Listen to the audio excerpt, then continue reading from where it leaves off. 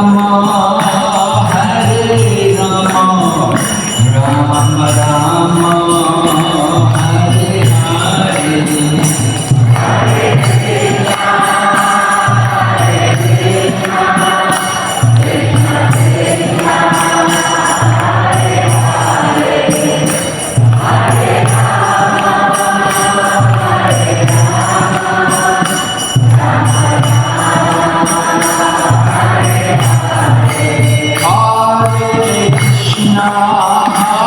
Hare Krishna, Krishna Krishna, Hare Hare, Hare Rama, Hare Rama, Rama Rama, Hare Hare, Hare Krishna, Hare Krishna, Krishna Krishna, Hare Hare, Hare Rama, Hare Rama, Rama Rama, Hare Hare, Hare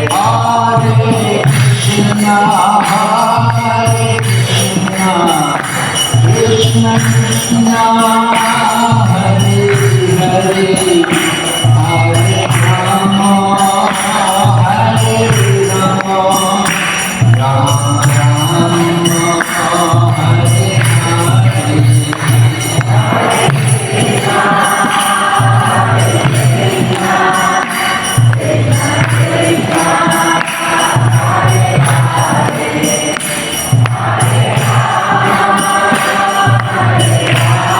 Hare Rama, Hare Rama, Rama Om Namo Bhagavate Vasudevaya.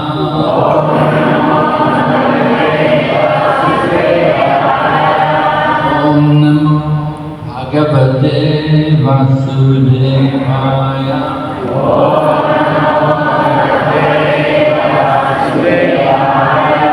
Om Namo Bhagavate Vasudevaya.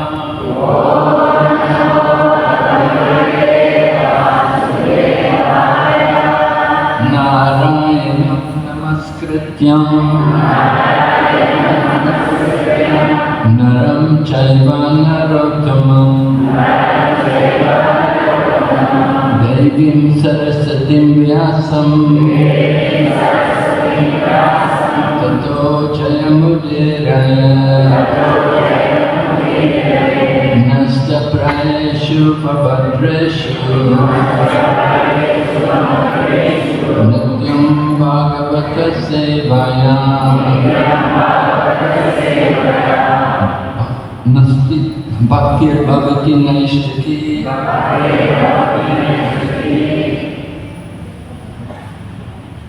We're reading Srimad Bhagavatam, Canto 11, Chapter 2, text number 35. Yan astaya naro rajan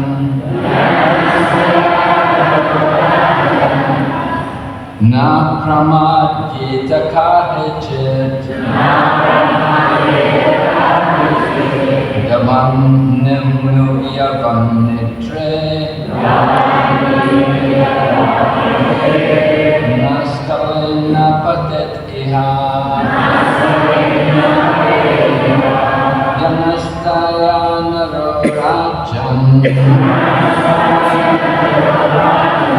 na pramadjita kadicit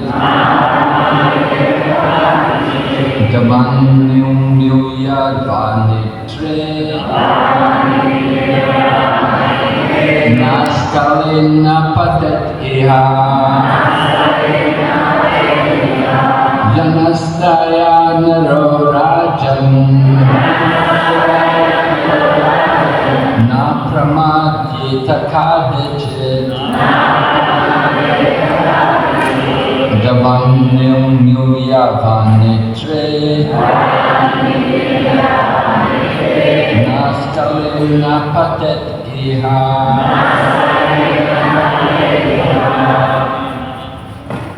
Yan, which means Astaya, accepting, Nara, a man, Rajan, O king, Na Pramadeta, is not bewildered, Karajit, ever, Davan, running, Nimilya, closing, Va, or, Netre, his eyes, Naskalet, will not trip, Napatet, will not fall, on this path. Translation. O King, one who accepts this process of devotional service to the Supreme Personality of Godhead will never blunder on his path in this world. Even while running with eyes closed, he will never trip or fall. There's a long purport here to this verse. We'll read some of it. According to Sridhar Swami, the word anja easily, which is used in the previous verse, is explained in this verse. He states, anja padenoktam sakaratvam vivrinoti. By the word anja, the ease of performing Bhakti Yoga is established, and this will be elaborated in the present verse. In Bhagavad Gita 9.2, the Lord Himself states, Pratyaksha-vagamam dharmyam susukham kartam avyayam. The process of devotional service to the Supreme Personality of Godhead is eternal, and it is very joyfully and naturally performed. Srila Prabhupada comments, the process of devotional service is a very happy one. Why? Devotional service consists of Shravanam Kirtanam Vishnu. So one can simply hear the chanting of the glories of the Lord, or can attend philosophical lectures on transcendental knowledge given by authorized acharyas. Simply by sitting, one can learn, and then one can eat the remnants of the food offered to God, nice palatable dishes. In every state, devotional service is joyful. One can execute devotional service even in the most poverty-stricken condition. The Lord says, Patram Pushpam Palam. He is ready to accept from the devotee any kind of offering, never mind what, even a leaf, a flower, a bit of fruit, or a little water, which are all available in every part of the world, can be offered by any person, regardless of social position, and will be accepted if offered with love. There are many instances of this in history. Simply by tasting the tulasi leaves offered to the lotus feet of the Lord, great sages like Sanat Kumar became great devotees. Therefore, the devotional process is very nice, and it can be executed in a happy mood. God accepts only the love with which things are offered to Him. The essential point to be understood here is that when a living entity surrenders to the Supreme Personality of Godhead, he tells the Lord, "My dear Lord, although I am most sinful and unqualified, and for so long have been trying to forget you, now I am taking shelter at your lotus feet. From this day on, I am yours. Whatever I possess, my body, mind, words, family, riches, I am now offering at your lotus feet. Please do with me as you like." The Supreme Lord Krishna has repeatedly given assurance in Bhagavad Gita that he will protect and redeem such a surrendered living entity, bringing him back home, back to Godhead, for an eternal life in the Lord's own kingdom. Thus the qualification of surrendering to the Lord is so great and spiritually potent that even if a surrendered soul is deficient in other aspects of pious life, his elevated status is protected by the Lord himself. In other processes, however, such as yoga, because one depends upon his own determination and intelligence and does not actually seek shelter of the Lord, one is subject to fall at any moment, being protected only by one's own flimsy, limited potency. Therefore, as stated in Srimad Bhagavatam 10.2.32, Arora Krishrena Param Padam Tata Patanti Addo Nadreta Yasmadangraya. If one gives up the shelter of the lotus feet of the Supreme Lord and instead tries to advance in the yoga process by one's own determination, or if one tries to make progress in knowledge by one's own speculative power, surely one will eventually fall again to a mediocre material platform, having no protection other than one's own fallible strength. Therefore, the Vaishnava Acharyas, in their commentaries on this verse, have illustrated in various ways the vast superiority of Bhakti Yoga, or pure devotional service. In this connection, Sridhar Swami states, even if running with both eyes closed, a devotee on the path of Bhagavad Dharma will not stumble. Closing one's eyes refers to being in ignorance of standard literature. As it is said, Shruti and Smriti scriptures are the two eyes of the Brahmanas. Lacking one of them, a Brahmana is half blind, and deprived of both, he is considered completely blind. In Bhagavad Gita 10:10-11, the Lord has clearly stated that even if a devotee is lacking in Vedic knowledge or ignorant of Vaishnava literature, the Lord personally enlightens him from within his heart if the devotee is actually engaged in loving service to the Lord.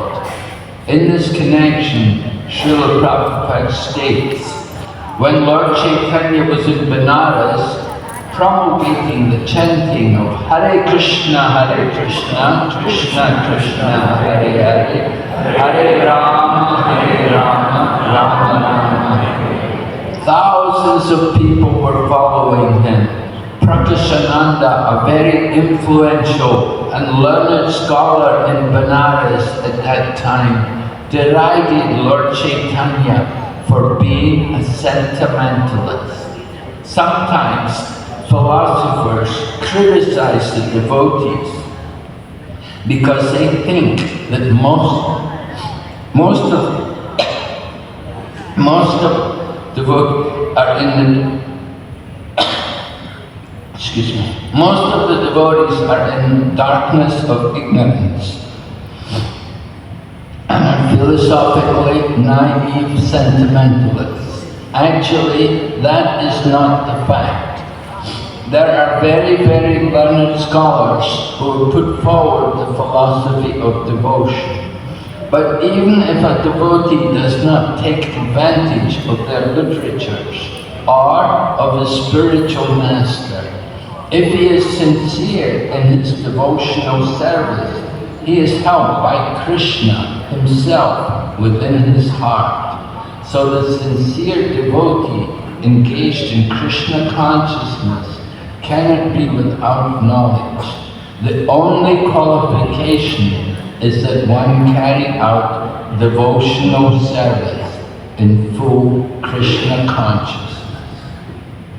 Yet this facility given by the Lord cannot justify unauthorized concoctions put forward about the process of devotional service in the name of spontaneous devotion.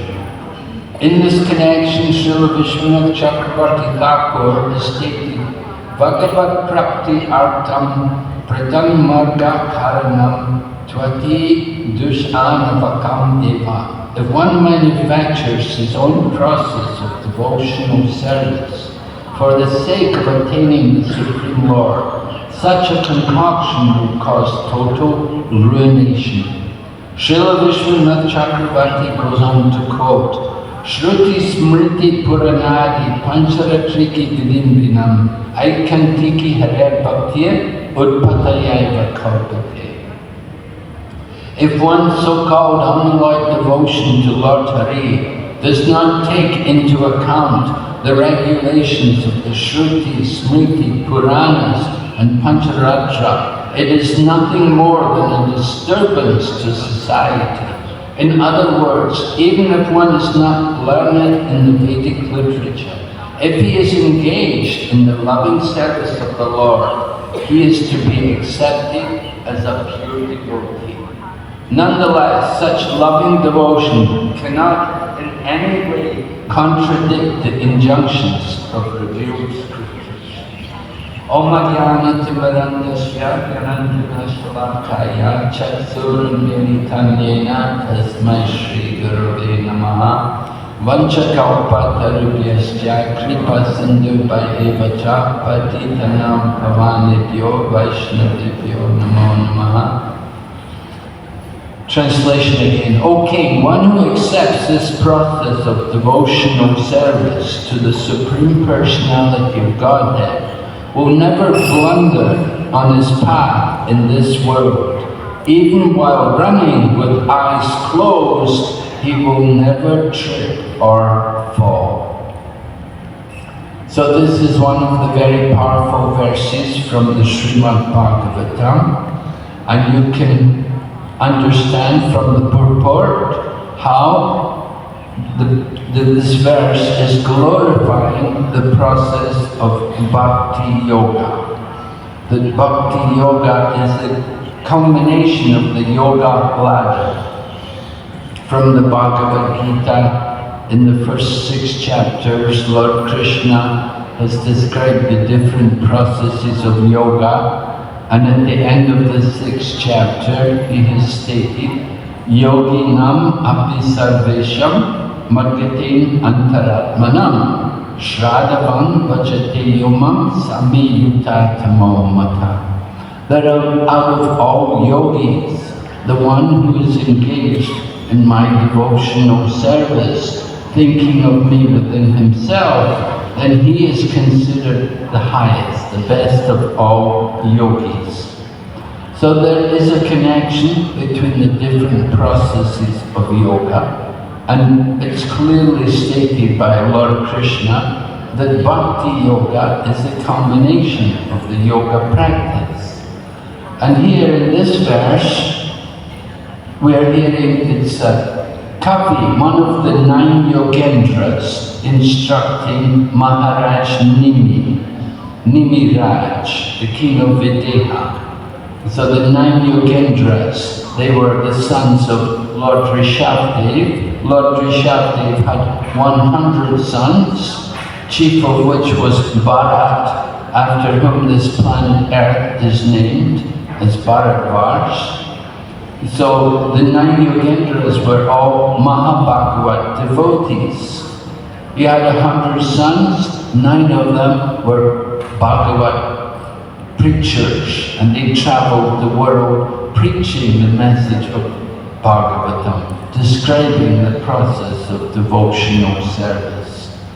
So they had come to the kingdom of Videha, and they met the king, Maharaja Mini, and he was a very good student. He was anxious to inquire from them, and he put questions, and these questions are the subject matter here in this 11th canto. Many different points are made.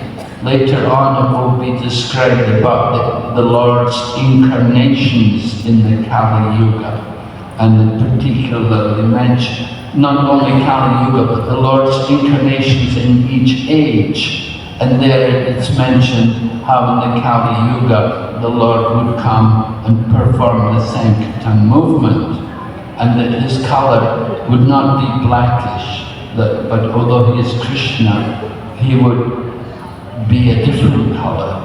Krishna varnam tavish akrishnam sangapandrashta parshadam yagnaye sankirtan praye yajantihi sumedasaha. So this verse was quoted by one of the Maharaj Karabhajana Muni, one of the 9 Yogendras, spoke it to Nimiraj. But here, Kavi is speaking to Maharaj Nimi, and he's describing to him the glory of devotional service, the difference between devotional service and other yoga processes.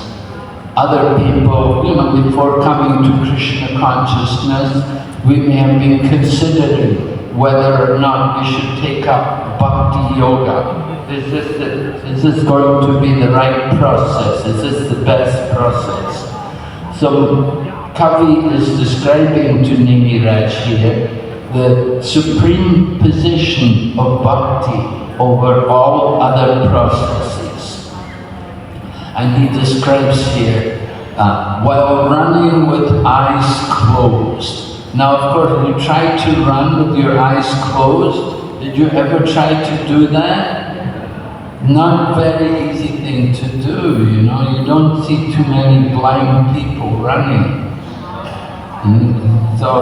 But here it says, if you run with your eyes closed, you will never trip or fall. And of course the purport explains what is meant when he talks about eyes closed. You don't know the scriptures. There are two main divisions of scriptural knowledge. We have the Shruti and the Smriti. The Shruti being the 4 Vedas. So the Gyanis, they're very much in touch with the 4 Vedas. They follow the Shruti. Of course, in the Shruti there are also the Upanishads, and our Sri Ishopanishad is from the Shruti. But Bhagavad Gita and Srimad Bhagavatam is not Shruti, that is Smriti. So one eye is for the Shruti, one eye is for the Smriti. And in the purport describes if you don't know Shruti, then one eye is closed. And if you don't know Smriti, then the other eye is closed. So in our Krishna consciousness movement, we are learning both, because Bhagavad Gita, Srimad Bhagavatam, teaching us the Smriti, and we are learning the Shruti also. We have our Ishopanishad book, which is from the Shruti, and it's the main Upanishad, the most important of the Upanishads. You don't find too many commentaries on the other Upanishads. So we have knowledge of both of these things, And when we are meeting people, sometimes we will be challenged. Just like one time, one of our devotees, His Holiness Hridayananda Goswami, was representing our Krishna consciousness movement, and he was asked to give a talk to a number of Sanskrit scholars. So the Sanskrit scholars, generally, they only follow the Shruti, and they're not very much eager to hear Smriti. They're generally Gyanis, and means also Mayavadis, impersonalists. So Hridayananda Maharaj was asked to give a talk, and he spoke, quoting some verses from Bhagavad Gita. And when, of course, when the professors heard Bhagavad Gita, they didn't take it very seriously because they don't accept Bhagavad Gita. And if you just present Bhagavad Gita to these kind of people, they will reject it. But as he went on talking, then he introduced some verses from the Upanishads, and particularly one verse which is very important in preaching Krishna consciousness. He quoted one verse from the Upanishads, which states, Nityo Nityanam Chaitananas Chaitananam Eko Bahunam Yovidati Kaman. And when he quoted this verse, then the scholars, the professors were, that they were very agitated. Why is quoting this? You know, they became very disturbed because they could understand he was defeating their speculative understanding. Because this verse clearly states that everything is not one. These professors were all Mayavadis, they were all impersonalists, and they were thinking everything is one. But when he quoted this verse from the Upanishads, it clearly states that everything is not one, because it says, amongst all eternals, there is one supreme eternal being. And amongst all conscious beings, there's one supreme conscious being. And that one Supreme Lord is providing the needs of all others. He's maintaining everyone. So it's a very important verse in presenting the Vaishnava philosophy. Because in Vaishnavism, it clearly describes that there's one Supreme Lord, and everyone else is his servants. And this is directly against the speculations of the Gyanis, these so-called professors and so on. They know Sanskrit, and they can recite nicely Sanskrit mantras and so on, but they speculate about the conclusion of the scriptures. They don't have the shelter of Lord Krishna. And so ultimately, they will fail in their attempts. And we quote the verse from the Srimad Bhagavatam as it was mentioned in the purport. Arora Krishrena patam tatam tada patanti adlo nidreta yasmadamraya. They will fall down because their intelligence, although they're intelligent materially, they are not spiritually intelligent.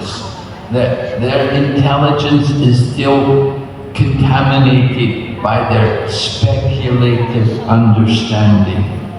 They try to understand the Supreme by the strength of their own mind. What can we understand with our limited senses and mind? Certainly it will be limited. We cannot expect to understand the Supreme Lord simply by the strength of our own mind and intelligence. Whatever we understand, it will always be limited and imperfect. But if we want to understand the absolute truth, we have to hear And the process is to receive transcendental knowledge. There are two processes. There is ascending knowledge and descending knowledge. If you try to get knowledge by the ascending process, it's a lot of trouble. Prabhupada gives a very clear example that just like the young boy wants to know who is his father. So he can go to so many ladies, he can go to so many men rather, he can go to so many men and say, are you my father? Are you my father? Are you my father? And in this way, he will labor very hard, he may never find his father. But if he simply goes to the mother, then the mother can immediately say, who is the father? So this way we understand descending knowledge is easy and practical for us. We want to take advantage of something which is easy and practical. The other process, ascending process, is a lot of trouble and very difficult. Very rarely the jnanis become perfect. Bhagavad Gita also says, after many births and deaths, one who is actually in knowledge, he will understand Vasudeva Sarvamiti Samahatma Sadurlabha. And this is the goal of knowledge. The goal of knowledge is to understand Vasudeva Sarvamiti. But such a soul, such a Mahatma is very rare. But if they will take to the process of Bhakti, very quickly they can make progress. One doesn't have to be a great scholar. We just simply have to engage in the service of Lord Krishna. And we actually have seen in the course of the Krishna consciousness movement how devotees have come from so many different kinds of backgrounds and taken up Krishna consciousness, and they could leave the body in a glorious circumstance. If we go to Mayapur, in Rajapur, at the Jagannath Mandir there, you can see there's a Pushpa Samadhi of Jayananda Thakur. Jayananda Prabhu was an early disciple of Srila Prabhupada, and he had graduated from university, but he took a simple job as a taxi driver. And he was driving taxi during the day, but he became a devotee, in the very beginning of our Krishna consciousness movement. And he gave Prabhupada $5,000, which was a lot of money in 1960s. He gave it to Prabhupada to print the Nectar of Devotion book. So Srila Prabhupada appreciated that he made that sacrifice, contributing his hard-earned money to allow Srila Prabhupada to print this book. And Jayananda, he contacted leukemia, and he was leaving the body, and he could have bought medicine to help him with the pain, but he said, I don't want to waste the money on my useless body. And he just tolerated the pain. And he said, better take the money and give it to Prabhupada for the service of Krishna. And so like this, he was such a great soul. And Prabhupada said, definitely he's gone back to Godhead. So his Pushpa Samadhi is there in Rajapur, the Jagannath Mandir. He was a very ordinary American man. You know, he was not brought up in the Vedic culture, but he took to Krishna consciousness. And in a few years, he left the body in 1977. He became a devotee in 1967. So for 10 years, he was engaged in Krishna consciousness. But Prabhupada said he went back to Godhead. So some people go back to Godhead very quickly. Some people takes more time. Sukadeva Goswami had 7 days to prepare. He was very serious. Not Sukadeva, Maharaj Parikshit, of course. Maharaj Parikshit, when he was cursed, he had 7 days. So he gave up eating and drinking, and he simply heard Srimad Bhagavatam. Sukadeva Goswami wants to encourage Maharaj Parikshit, because Maharaj Parikshit may be thinking, I only have 7 days, I don't have much time to prepare. So Sukadeva Goswami wants to encourage him that you don't need a lot of time. And he gives the example about Khatvanga Maharaj. The Khatvanga Maharaj he had been fighting for the demigods against the demons. And after some time, Kartikeya came to take his place. So the demigods told Khatvanga, you can take a rest now, you can stop. And they said, we're so thankful to you for helping us, we will give you benediction. So he said, just tell me, how long do I have left in this world? And the Devas told him, you have 1 moment left. So 1 moment on the heavenly planets was a bit longer on the earth. He immediately came back to the earth and he sat in meditation, he fixed his mind on the lotus feet of the Lord, and he went back to Godhead. So Sukadeva Goswami encourages Maharaj Parikshit in this way, that even if you have a moment, if you're very dedicated and very serious, and you take complete shelter of Krishna, then definitely you can go back to Godhead. And Srila Prabhupada also told the devotees, just simply follow 4 principles and chant every day your rounds, at least 16 rounds, then certainly you will go back to Godhead. Srila Prabhupada promised the devotees this. Srila Prabhupada has that power of attorney on behalf of the Lord, that he can bring us back to Krishna. So we take full shelter of our spiritual teacher, and we try wholeheartedly to engage in devotional service. We need to be active in the service of Krishna. It's not so much what we're giving to Krishna, but it's the attitude which we're performing the service. This point is made in the preface of the Nectar of Instruction.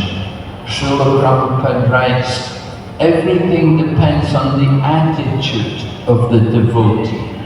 That we have to do our activities for Krishna in that mood of loving devotion, and then these activities will be accepted by Krishna. It is not so much the offering, but it's how we're offering it.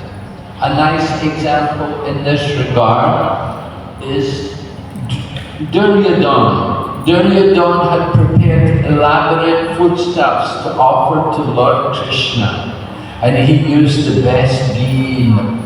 He had so many nice dishes prepared, but Lord Krishna knew the thinking of Duryodhana, that Duryodhana is not his devotee.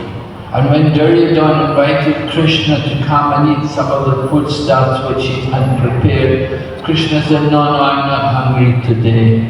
I have no appetite. But when Vidura invited Lord Krishna to come, because Vidura is very devoted to Lord Krishna immediately accepted. But of course Vidura was in so much ecstasy that Lord Krishna is coming to his home, that Vidura only had some bananas to offer. And then by mistake, he threw the bananas away and offered the banana skins to Krishna. But Krishna did not think, oh, this is the banana skin. Krishna was so happy, but he is offering to me, I should eat. So this is how Lord Krishna recognizes the mood of the devotee. It's so important that we do that service with the right mood. It's not that we know a lot, or we're a big scholar, or we're a great pundit, but it's the devotion which is important. So when Srila Prabhupada introduced us to deity worship, he was always like that. He did not give us so much attention to different mantras and rules and regulations and so on. But he said the important thing is the devotion, the mood in which you're performing, that we're doing these activities for the pleasure of Krishna.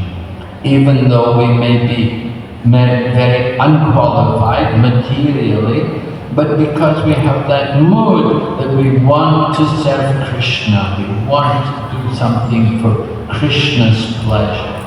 That is the important aspect of devotional service. And this point is being made here in this verse. And the purport also then goes on to elaborate and talk about how some people, they take advantage of that point and they think, well, Krishna's telling me to do these things. Just like there was this one lady in one country where I traveled, there was this one lady, she saw how we were preaching Krishna consciousness, and she decided she wanted to do her own thing, her own way. And so she wrote a book, and then she said, Krishna told me Bhagavad Gita is too old. We need a new book. I said, Krishna told me to do it.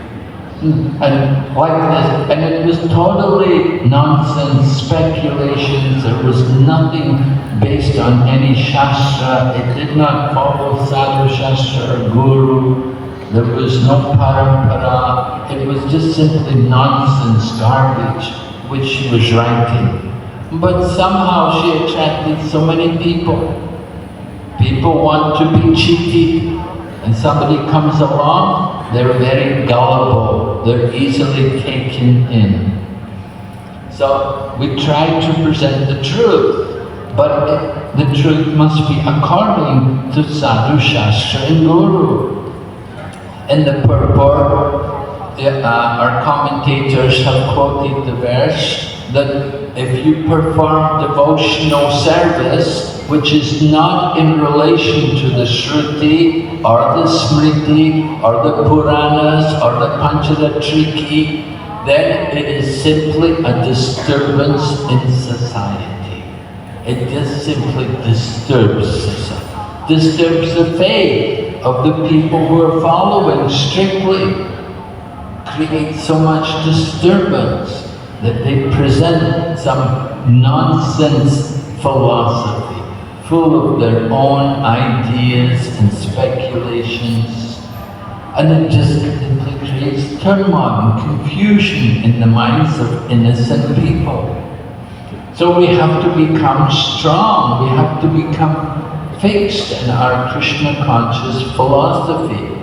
That is why it's very important for us to read Prabhupada's books regularly and know what is the philosophy. Then we will not be tricked. Unless we read regularly, then we will not know what is this real path of devotion. And we will never appreciate how fortunate we are to come to Krishna consciousness. So it's very important verse here, which we've been reading. The verse was given to me by the organizers. They asked me to speak on this verse. It's a very, very good verse. You often find it referred to by the acharyas and describing that the supreme benefit of bhakti yoga, that we have Lord Krishna to help us in everything. Just like Prabhupada said one time, he said, you can bring anyone to me and I will answer them. I will answer their questions. He said, because Krishna will tell me. So Prabhupada had that faith that Lord Krishna is going to help. Tesham satata yuktanam bhajatam pritipurvakam Dadami buddhi yogam tam yenama upayantate. To those who are constantly devoted and worship me with love, I give the understanding by which they may come to me. So Lord Krishna helps the devotee. If we are properly devoted, if we are really trying our best to want to serve Him, then Lord Krishna will help us to go back to Him. Of course, we have to be genuine in our efforts to cultivate Krishna consciousness. We have to put aside all the nonsense. We have to put away all of our material desires. And we have to simply want to be Krishna conscious. So we can see, coming here to this place for the weekend, we had an opportunity for a lot of Krishna conscious association, a lot of Krishna conscious activities, and we could do a lot of hearing and chanting, which are so important for us in Krishna consciousness. So we're very grateful to the organizers that they could take so much trouble, and we thank all of the devotees also for coming and participating in this wonderful event here over the weekend. We have a lot of things to do. We have a lot of activities going on in our own centers, and it's difficult sometimes to detach ourselves from other activities, but I think everyone who has come here has received a lot of benefit and is highly appreciative of everything which has taken place. So thank you very much. Are there any questions?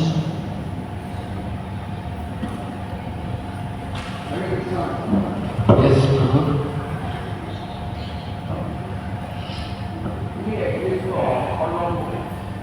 Just take the mic.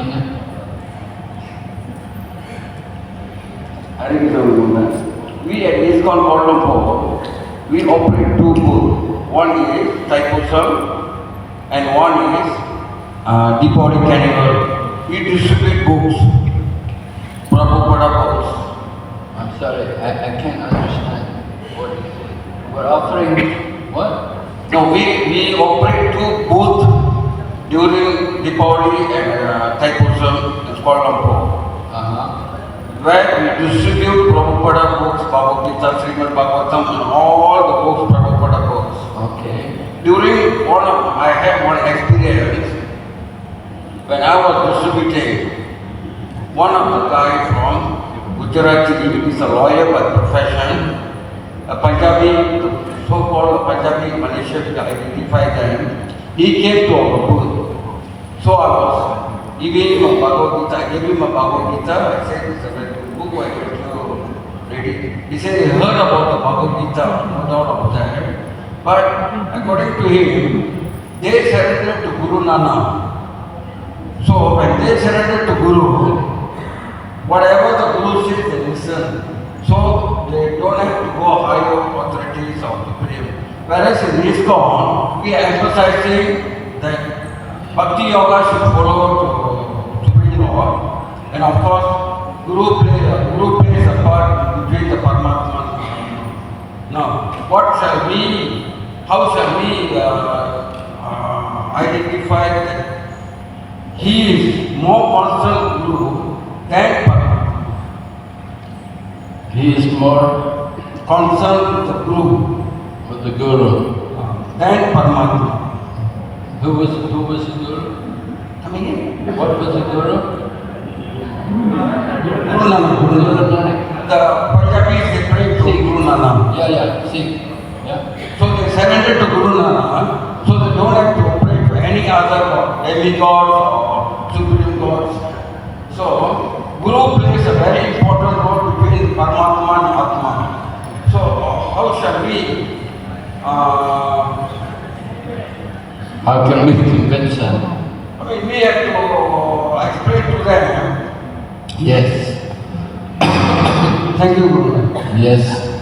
So Prabhu is saying that some people, they only listen to the Guru. They don't worship the Lord, and they don't, well, they have the Shastra, but the Shastra is from the Guru, right? The Shastra. Guru Nanak. Yes, right. They have the book, the only book is from their Guru, so they only hear from the Guru. They don't hear from anyone else. They don't have any deity. They don't worship God. Well, in other words, they're impersonalists, right? Because they only follow the Guru. They don't worship God. They just follow the Guru. So they're not going to get the mercy of the Lord. They have the shelter of their Guru. Actually, if you know Guru Nanak actually tells people to chant the holy name. In the Granth Sahib, the book of the Guru Nanak, it actually talks about chanting the holy name. And they're encouraged to chant the holy name. But they don't do it. It even said Lord Chaitanya, he was on the planet at the same time as Guru Nanak. And one devotee wrote an article one time where he described, he said that Lord Chaitanya had met Guru Nanak, or Guru Nanak had met him. There was something about it, some meeting. But what happens is, in course of time, people talk about following the Guru, but they just take the parts they like. They don't follow everything the Guru taught. They're supposed to follow the Guru, but the Guru also tells them to worship the Lord. Just like one of the Gurus there in the Sikh religion is Guru Govind Singh. So his name is Govind, the name of the Lord. Yeah, they use the name Govind. So, we want to convince people to understand there's not just only Guru, but there's also sadhus and Shastra. And you have to have a check on what the Guru is teaching. If we don't check what the Guru teaches, then you can be easily misled. So if we have also Shastra to support it, and then also other sadhus, then you can, just like in the Bhagavad Gita, in the 13th chapter, Lord Krishna is explaining an important point to Arjuna to understand whether or not there's oneness or duality. And so Lord Krishna states that according to the Vedanta Sutra, Lord Krishna mentions Vedanta Sutra. He said this point is explained in the Vedanta Sutra and is also presented by the previous great sages also. And then Arjuna also, when he accepts Krishna, Arjuna also says, he's not accepting Krishna just himself, but he said, not only do I accept Krishna, but Asita, Devala, Vyasa, Narada, they have all seen this and they all accept Krishna also. So Arjuna is not just simply basing everything on Lord Krishna's words. Lord Krishna said he is the supreme truth. But Arjuna understood that so many great sages, they also accepted that Krishna was the supreme truth. And this is stated in the Bhagavad Gita, that there are other authorities, not just one authority. They say absolute power corrupts, and absolute power corrupts absolutely. So there's always a danger of corruption if you put everything into, just like they say, if you put all your eggs in one basket, so eggs are fragile, you can easily be broken. So if you base everything on one person, it's very dangerous. And that is why in our Krishna consciousness movement we have parampara. We don't just base everything only on Prabhupada, but we have also the acharyas and we have the shastra. We're not just saying only guru. If you just have only guru, then you're missing what is actually being taught by the shastra. And the shastra, you have Vedic knowledge, it is, that knowledge is given from the beginning of the creation. You have so much scriptural knowledge there, and we have so many saintly persons. Are you just going to disregard every saintly person, and you don't accept any shastra, and you only take one man, and you base everything on him? That is not very logical, it's not very safe. You can easily be misled.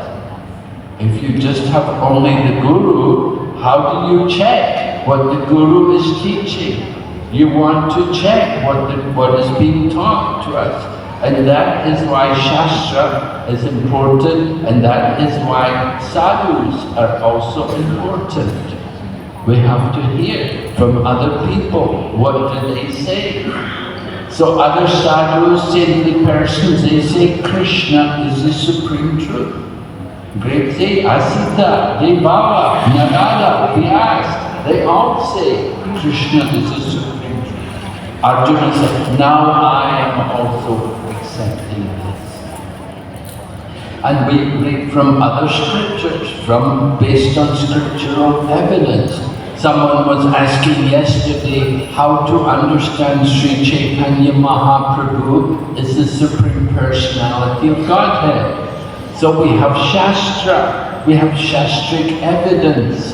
Srimad Bhagavatam, 11th canto, Karabhajana Muni says to Maharaj Muni that Krishna comes in the Kali Yuga to establish the Sankirtan movement. And it's also stated in the Mahabharata. In the Mahabharata it also describes how the Lord will come in a golden color, and in his early life he will be a householder. Later on he will renounce everything, and he will be peaceful, and he will vanish the impersonal philosophy by his teaching. So Shastra is there to present the position of Chaitanya Mahaprabhu, and so many great sages are also there who follow Mahaprabhu, who present the teachings. There was great people, personalities like Sarvabhauma Bhattacharya, and in the purport here today we heard Prakashananda Saraswati, who was a very prominent person. He was the head of the Mayavadis, he was living in Benares, and at first he was thinking Chaitanya Mahaprabhu is a sentimentalist, but when he met Lord Chaitanya, and when he heard from Chaitanya Mahaprabhu, then he also chanted Hare Krishna. He also began to chant Hare Krishna, took up Krishna, and Lord Chaitanya even took prasadam with him. Although Lord Chaitanya usually never associated with the Mayavadis, he never met with them, but after this time, because they chanted Hare Krishna, so then Lord Chaitanya went and sat with them and took prasadam with them. Because he thought, now they are Vaishnavas, because they have chanted the holy name. So we see great impersonalists changing, becoming devotees. So everything can be understood, not just simply by only hearing from Guru, but we have to hear also from Shastra, and we have to hear also from sadhus, also saintly persons. So three authorities are there, just like tracks. The tracks have to be parallel. If there's any disagreement, then something is wrong. You haven't got things right. There has to be complete agreement between sadhu, shastra and guru. And when we say shastra, what shastra? Shruti, smriti, Puranadi, Pancharatriki. These things are important. All the scriptures, the Vedas, the Smriti, the Puranas, and they're all explaining the absolute truth. We have to understand the message of these scriptures very carefully. So, how to understand? We don't just hear only from the Guru. We have to hear also from the sadhus, from the saintly persons. We hear from the great acharyas in the line of the cyclic succession. They're all presenting the absolute truth. And it can all be understood. And there's no contradictions. If you find some contradiction, then something is wrong. So you want to present to the Sikh gentleman. Well, we have a number of Sikh devotees in our Krishna consciousness movement. There's one lady who's from a Sikh family, and she's written books. She's an initiated disciple of Srila Gopal Krishna Goswami, and she's written books about Sikhism and Vaishnavism. And she's describing about how the Sikh tradition is also connected to Vaishnavism. So you can get copies of her books. She lives in New Delhi, and she's a very active preacher. She's on the internet a lot. When she goes online, thousands of people come to listen. She's a devotee. All right? Hare Krishna. So I think we can stop now. Thank you, Maharaj. His Holiness Bhakti Vighna Vinasa Narasimha Swami Maharaj ki Srila Prabhupada ki Hare Krishna.